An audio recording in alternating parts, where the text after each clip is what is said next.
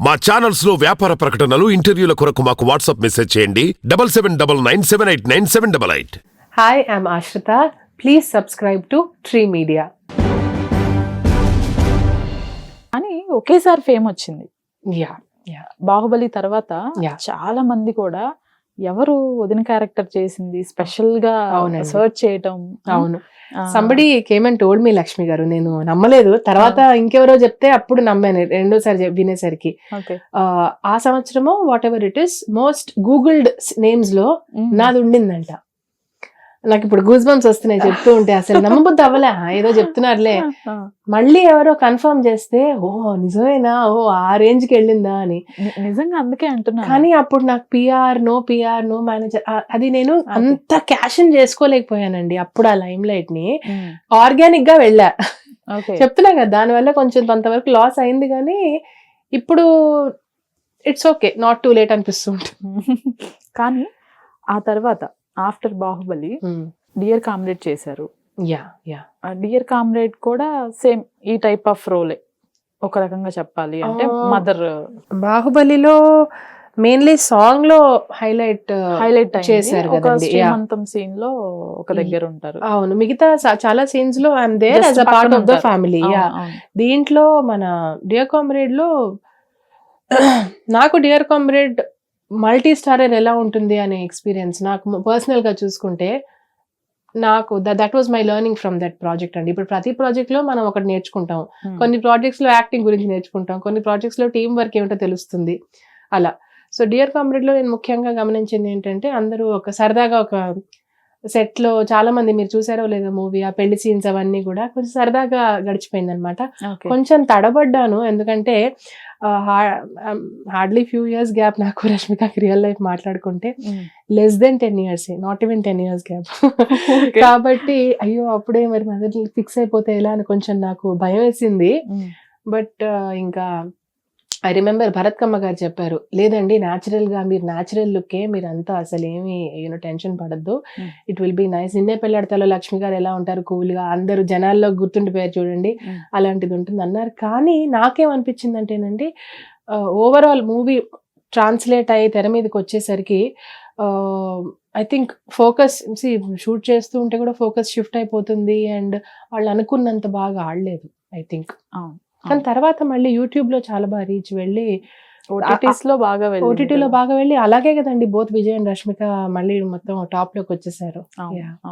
కానీ ఒక రకంగా మన వయసుకి సంబంధం లేకుండా ఆఫర్స్ రావటం వల్ల చాలా మిస్ చేసుకొని ఉంటారుగా. నాకు వచ్చినవే నా ఏజ్ కి మించిన రోజు వచ్చాయండి ప్రతిదీ ఆల్మోస్ట్. ఎందుకంటే నాకు నేను నా టీనేజ్ ఎర్లీ 20s లో ఆ టైంలో ఉన్నప్పుడు వచ్చిన ఆఫర్స్ అన్ని ఏమి తీసుకోలేకపోయాను. అప్పటికి ఇంకా చదువుల్లో ఉన్నాను. ఇంట్లో కూడా నాకు డిగ్రీలో ఉన్నప్పుడు ఒక 2 అవకాశాలు వచ్చాయి. పీజీలో ఉన్నప్పుడు మురుగదాస్ గారు ఆఫీస్ లోంచి కాల్ వచ్చింది. పీజీ ఎంఏ కంప్లీట్ చేశాక కూడా ఇంకో ఆఫర్ వచ్చింది. ఏవి కూడా నేను తీసుకోలేకపోయానండి. ఫైనలీ బాహుబలి ఒప్పుకున్నారు ఇంట్లో. But by the time it released already I was 27 years. So ఇంకా ఆ ఏజ్ కేటగిరీలోకి వచ్చేసరికి అదే కదండి ఇప్పుడు మన ఇండస్ట్రీలో ఉంటే హీరో హీరోయిన్, లేదంటే డైరెక్ట్ మధ్యలో యూనో ఈ లేట్ 20s 30s 40s ఈ 25 ఏళ్ల గ్యాప్ ఏదైతే ఉందో, ఈ ఏజ్ కేటగిరీలో ఎందుకో మరి అంత స్ట్రాంగ్ రోల్స్ రాయరు మన వాళ్ళు. రాస్తే బాగుంటుంది అనిపిస్తూ ఉంటుంది. మదర్ అంటే జస్ట్ అలా సపోర్ట్ చేయడం కాదు కదండి, మదర్ అంటే ఎన్నో చేయొచ్చు కదా. ప్రైజింగ్ గా యానిమల్ మూవీకి వద్దాం.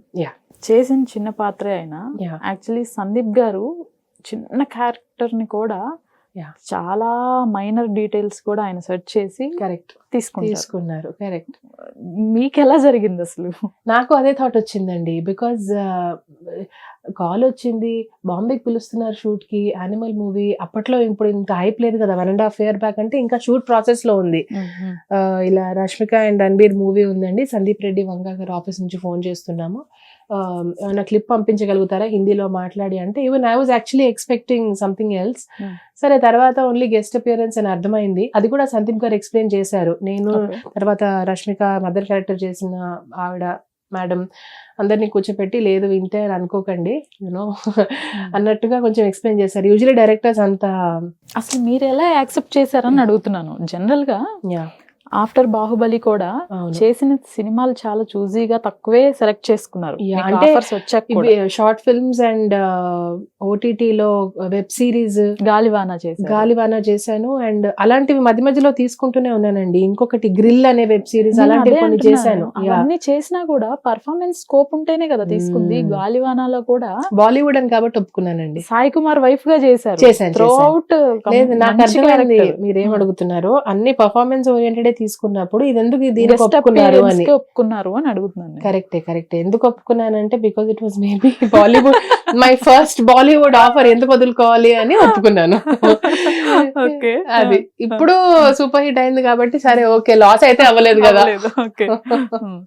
కానీ మీ ఒపీనియన్ చెప్పండి. Yeah movie block buster hit. Yeah okay, movie పైన నేను మీ ఒపీనియన్ అడగకూడదు. Yeah mixed talks. Yeah general గా యానిమల్ అనే మూవీ సొసైటీని చాలా డ్యామేజ్ చేస్తుందని ఒకరు, రైట్, చాలా వైలెన్స్ ఉందని ఒకరు, Yeah. ఉమెన్ ని చాలా దారుణంగా చూపించారు అనేది ఇంకొకరు. ఎవరి పాయింట్ ఆఫ్ వ్యూ లో వాళ్ళు చెప్పారు. వాళ్ళు చెప్తున్నారు. అవును. మీకేమనిపించింది అసలు సినిమా అంతా అయిపోయాక? సినిమా అయ్యేంత వరకు అన్ఫార్చునేట్లీ నేను వెయిట్ చేయలేకపోయాను. ఎందుకంటే వాళ్ళ ఫైట్ సీన్ మొదలవుతుండగా నాకు ఇంటి నుంచి కాల్ వచ్చింది. నేను మా హస్బెండ్ ఏమనుకోవద్దు, బట్ లిటరలీ ఆ ఫైట్ సీన్ మొదలయ్యే ముందు we had to leave the theatre and we had to go. ఇది వాస్తవం అండి. So last I think half an hour miss అయి ఉంటాను నేను. బట్ ఫస్ట్ పార్ట్ అంతవరకు అయితే చూశాను. అండ్ ఎవరి ఒపీనియన్ వాళ్ళది మీరు అన్నట్టు. And I'm a part of the movie కాబట్టి నేను అవుట్ రైట్ గా ఒక స్టేట్మెంట్ ఇవ్వడం ఇట్స్ నాట్ కరెక్ట్. అది మారలీ కూడా ఇట్స్ నాట్ రైట్. ఆ కృతజ్ఞత, అందులో అవకాశం వచ్చినందుకు ఆ కృతజ్ఞత అయితే నాకుంది. బట్ పర్సనలీ నాకు వైలెన్స్ నచ్చదండి. వైలెన్స్, చంపుకోవడాలు, తిట్టుకోవడాలు, ఏ రకంగా కూడా ఆడవాళ్ళని కించపరచడం నా పాయింట్ ఆఫ్ వ్యూలో నేనైతే తట్టుకోలేను.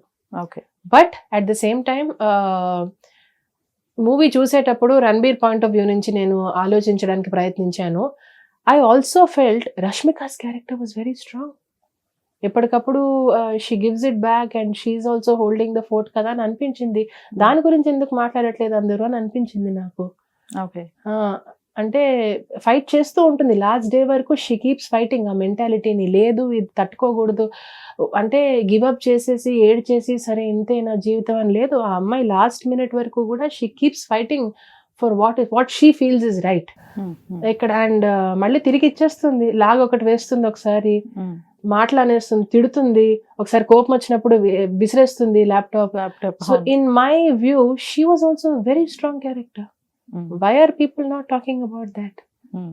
Exactly Sandeep garu point of view ఏంటో మనం ఆయన ఇంటర్వ్యూస్ వింటేనే మనకు తెలుస్తుంది. But I genuinely feel that ఎవరి ఎక్స్పీరియన్స్ వాళ్ళది.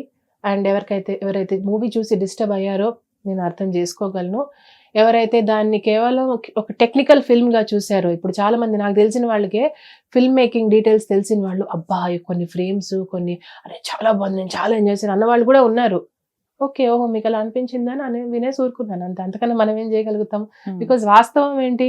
వాస్తవం is it is the biggest hit of so far industry has ever seen. But at the same time ఇప్పుడు ఈ మూవీ చూసిన తర్వాత వైలెన్స్ మీద ఏమన్నా నాకు ఇప్పుడు ఏమన్నా ఇష్టం కలిగిందా? లేదు. I continue to dislike violence.